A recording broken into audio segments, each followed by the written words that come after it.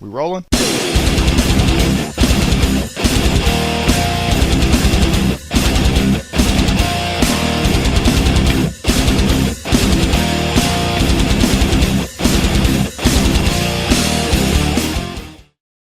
Say martial law around a conspiracy theorist and you better get earplugs because you're going to be preached to for about an hour or more. Conspiracy theorists fear martial law more than I fear waking up with 19-pound balls, because if martial law is imposed, conspiracy nuts no longer get to trash talk the government that gives them the right to trash talk them in the first place. So what is martial law? For the sake of educating the masses and killing valuable narration minutes, I'll explain. Martial law is when the military takes control of the normal administration of justice in the absence of civil government. In other words, the army takes over once there is no other way to keep everyone in their rightful place as servants to the man. In layman's terms, a reason to shoot people for no reason. Examples of this include Thailand in 2006, Egypt ever since 1967, and China in 1989. I remember that one well. I watched it on TV. But hell, even Canada has declared martial law not once, not twice, but 3 times. Can you imagine martial law in Canada? That doesn't mean the US of A has been free from martial law. In fact, here's a list of presidents who declared it while in office. Abraham Lincoln. Good old Honest Abe declared the law in 1863 when the United States was engaged in self-combat with itself. In order to keep the Southern boys in gray from winning the War of Northern Aggression, Lincoln suspended habeas corpus on prisoners of war, spies, anyone who aided the enemy, and draft dodgers. Despite this obviously vulgar display of power, Abe's declaration was declared unconstitutional in 1866. Turns out it's not legal to use military courts when civilian courts are still working. Other instances include the following. Hawaii was put under martial law in 1941 until 1945, but they didn't become a state until 1959. Boston was put under martial law in 1773, but that doesn't count because the U.S. wasn't quite the U.S. then. And in 2005, New Orleans was underwater, not martial law. Ray Chocolate Negrin may have declared it, but no such term exists in the state law. And all he said was that police didn't have to observe Miranda rights to people stealing life-saving TVs and Reggie Bush jerseys. Despite this rather boring history of martial law in the United States, people are still scared to fucking death that it will be declared again.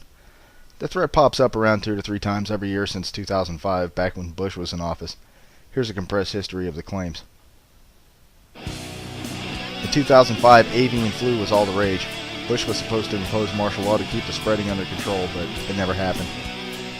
In 2006, Bush signed the John Warner Defense Act into law. That allowed him to declare anything a national emergency and take over National Guard stations across the U.S. Number of times that's been used since? Less than 1. In 2007, Bush was supposed to attack Iran for no good reason and in the process declare martial law. Neither happened. In 2008, Willie Nelson went on the Alex Jones show suggesting that Bush should try to stage something that would put off the elections and keep him in power for 10 more years. What happened? We elected a black man president. Now in 2009, avian flu has gone by the wayside and swine flu is the latest disease to strike fear in the hearts of everyone. What's the best way to combat this disease? Declare martial law, of course. Still waiting on that one. Let's not forget the U.S. Army's Homeland Security tours. That was supposed to be the beginning of martial law. But in the case that martial law ever does get declared, you're in luck. A conspiracy theorist by the name of Lucas penned this thoughtful guide on just about every public forum he could find on the web. It's not really helpful, but it's good for a laugh or 10. So here we go with Lucas's top 20 ways to survive martial law. Each and every one of us is on a list. Name, address, phone, IP address, and everything else. Sweet! Too bad this will completely destroy the rest of the ideas on this list. When there is an attack, they will come for us in the first days of martial law while everything is crazy and hectic. This will be their best time to eliminate us and be able to keep under the radar. While everyone is running around frantic like chickens with their heads cut off, they will move in on dissenters. Yes, instead of going after the crazy people, they'll be wasting perfectly good bullets on conspiracy theorists. I'll buy that for $1. I would really consider getting away from the place that you have been using to go to blogs, forums, etc. The IP address that you are using is tied to that street address and they can find you in a second. Best idea ever.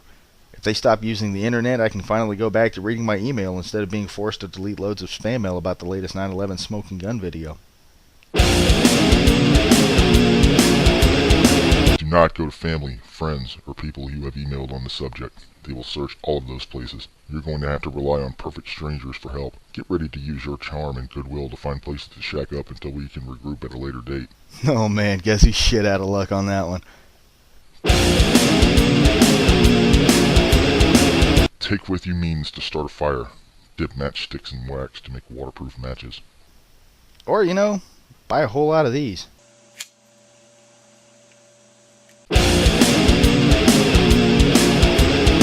Find a destination and find it now. Don't worry about how you're getting there and disclose this destination to nobody. Too late. In the event of martial law, you'll find me in between Sasha Cohen's right and left thighs.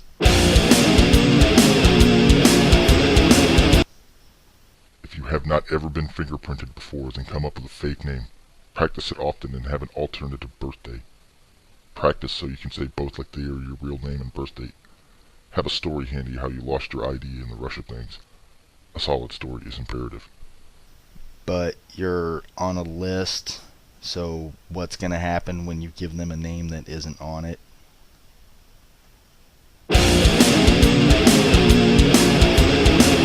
If you have been fingerprinted, you must completely duck under the radar. If they catch you, you will be ID'd. The definition of under the radar will be revealed shortly. Do not take this with a grain of salt. Here's how I will take it, though. Take an emergency rain poncho. It will keep you dry and can be used as a temporary shelter if need be. In the event that your charm and goodwill doesn't get you a hideout spot for the night, you mean? There's a reason I own not one, but 2 sport utility vehicles. Take a ball of string. String can be used in so many ways to rig up shelter, catch food, and so many other things. You might want to bring a gun instead of string. No one wants to face his family and have to tell them they can't eat tonight because you were unable to knock a bird out of a tree with your bundle of yarn. Matter of fact, bring pantyhose. It's awesome to catch fish with, and if you have a really fat girlfriend, you might be able to use hers to catch a shark first time out and not have to worry about food for months. If you are caught with a gun in a martial law situation, you may very well be shot on the spot. Avoid carrying weapons. Use your head to get out of most situations, not force. Only use force as a last resort. And remember, either way, you're fucked. Do not run away from a group of armed men unless you are 100% sure you can get away. Running away from soldiers in a martial law situation will get you shot in the back. Fun fact, a 5.56mm bullet travels at 2,800 feet per second, which is kind of slow, but to date there hasn't been a man born who can outrun one yet. Large, tall pine trees are the best method for hiding from infrared. This is completely worthless if you have chosen Phoenix, Arizona as your hideout spot. The area of the northwest USA is the safest place to go.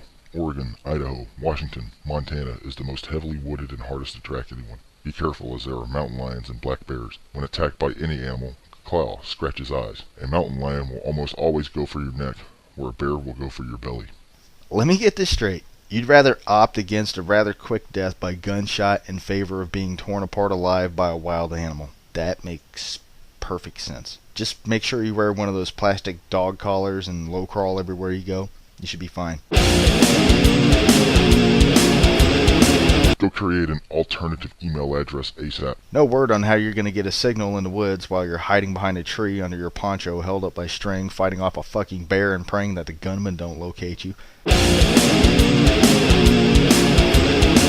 You have very limited time after they declare a martial law situation. You must decide to stay and take your chances or take flight. Better have your string pre-packed then. If you decide to stay, keep in mind that you and everyone in your household are now possible suspects. Just blame it on OJ and they should let you go. Learn how to make triggers for animal snares. Look at the pictures to learn how to make these triggers. He gave some survival website that had maybe 3 pictures. You'd actually starve to death before you got any helpful information out of them. This may be nothing, but it is always better to be prepared and think these things out in advance so you are not caught completely with your pants down. What he forgot to mention was that your ball of string can also double as a belt. And that's it. As silly as this list sounded, it must have worked. No one's heard from Lucas in a while. Coincidence? The whistles got woo!